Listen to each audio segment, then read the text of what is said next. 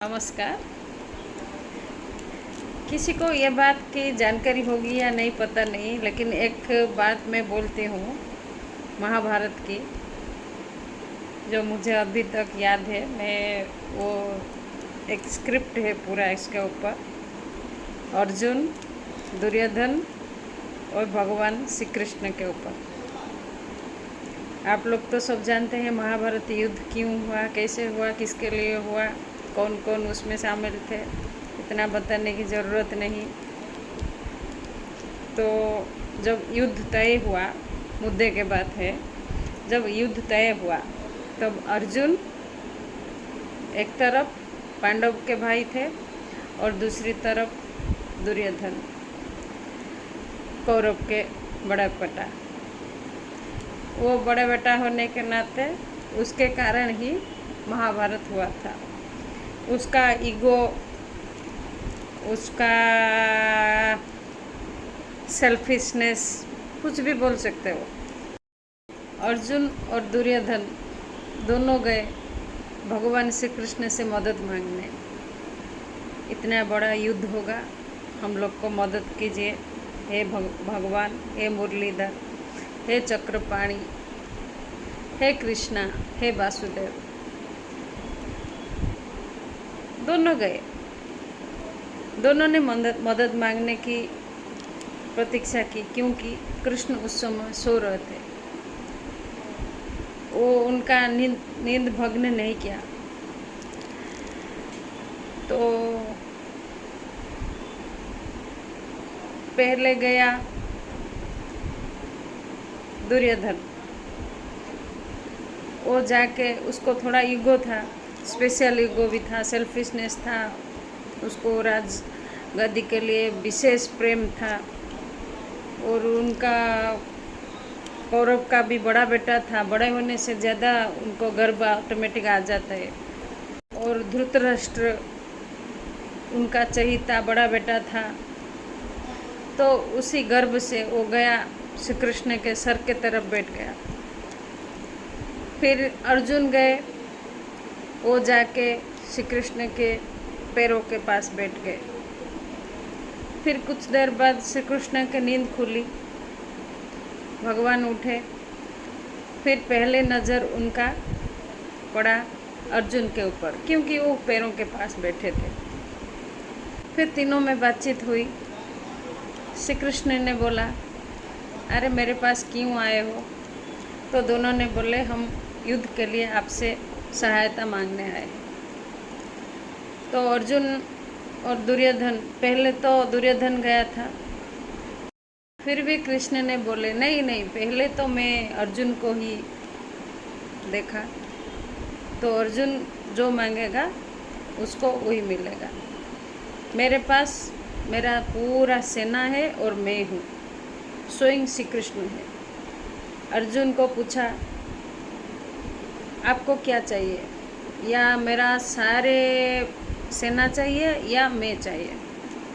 तो अर्जुन ने बोला,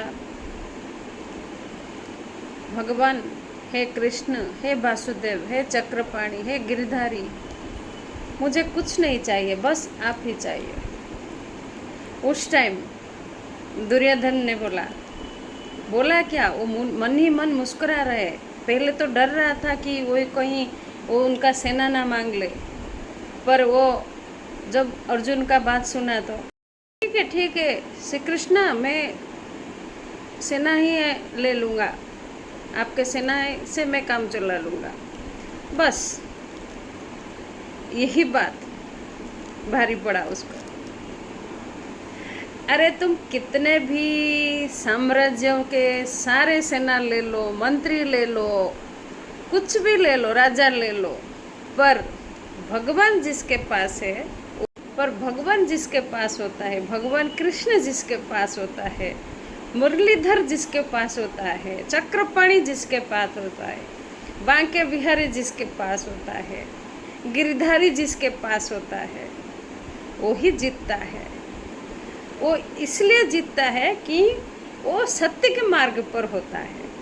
अर्जुन, पांडवों हमेशा सत्य के मार्ग पर हुए, इतना महाभारत भी नहीं होता अगर उनके बीच, कौरव और पांडव के बीच थोड़ा सा कॉम्प्रोमाइज़ हो जाता, थोड़ा सा ईगो कम कर देते। यूँ तो पांडवों में इतना ईगो नहीं था, उनमें सहनशील था, न्याय था, धर्म था, अपनापन का एहसास था। फिर भी उनको इतना भुगतना पड़ा क्योंकि वो सत्य के मार्ग पर थे, उनके भगवान के मार्ग पर थे, भगवान को विश्वास था। तो हमेशा ये मत भी सोचिए कि अगर आपको तकलीफ हुआ तो आपके साथ कोई नहीं, भगवान है आपके साथ। दुर्योधन ने इतने सारे लोग लिया, इतना सेना लिया, इतना उनका हाथी घोड़ा कुछ कुछ बहुत सारे चीज़ लिया उस टाइम का युद्ध के लिए, पर जीता पांडवों ने ही जीता, अर्जुन ने ही जीता। तो आप कभी मत घबराइए कि उसके पास इतने सारे लोग हैं, उसको इतना सहायता दे रहे हैं, उसके पास बहुत मेजॉरिटी है, वो जीत जाएगा, उसको लोग अच्छा बोलेंगे। नहीं, ऐसा कुछ नहीं। लोग तो अच्छा बोलेंगे जिसका फ़ायदा होगा या कुछ और भी, लेकिन जीतता वही है जो सत्य के मार्ग पर होता है, और भगवान उसके साथ कभी नहीं छोड़ते। ये बात मेरा याद रखना।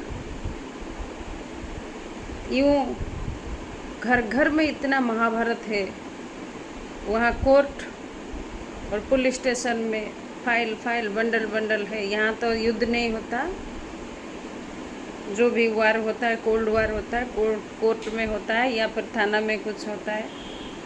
जो भी होता है उसको कम कीजिए, कॉम्प्रोमाइज़ कीजिए, कुछ सैक्रिफाइस कीजिए, ईगो को छोड़िए, सेल्फिशनेस छोड़िए। आप बड़े हैं तो छोटों का मजबूरी क्या है समझिए। अगर छोटा भी है तो बड़ा का क्या ज़रूरत है वो भी सोचिए। कॉम्प्रोमाइज़ एक वर्ड है जिसमें बहुत पावर होता है, उसको आप फॉलो कीजिए। जीतता तो वही है जिसके पास भगवान है, पर अपनों के बीच क्या जीतना क्या हारना। अगर सच्चा आदमी, अच्छा आदमी जीत भी जाए तो उसको वो जीत नहीं लगेगा, उसको दुख ही आएगा कि मेरा अपनों को मैंने हरा दिया। चाहे इसका ये प्रवचन लगे किसी को, चाहे ये आपको नीतिवाणी लगे, पर मैं तो सच बात ही बोली। थोड़ा ध्यान दीजिए। जो भी है अपने के साथ झगड़ा करते हैं तो संभल जाइए, कॉम्प्रोमाइज़ पे आइए। यही आपसे निवेदन है। और मेरा स्टोरी पर थोड़ा ध्यान दीजिए। जिसके पास भगवान होता है या तो उसको किसी का डर भी नहीं होता, ना हारने की, ना गंवाने की, ना किसी चीज़ की। थोड़ा ध्यान दीजिए। नमस्कार।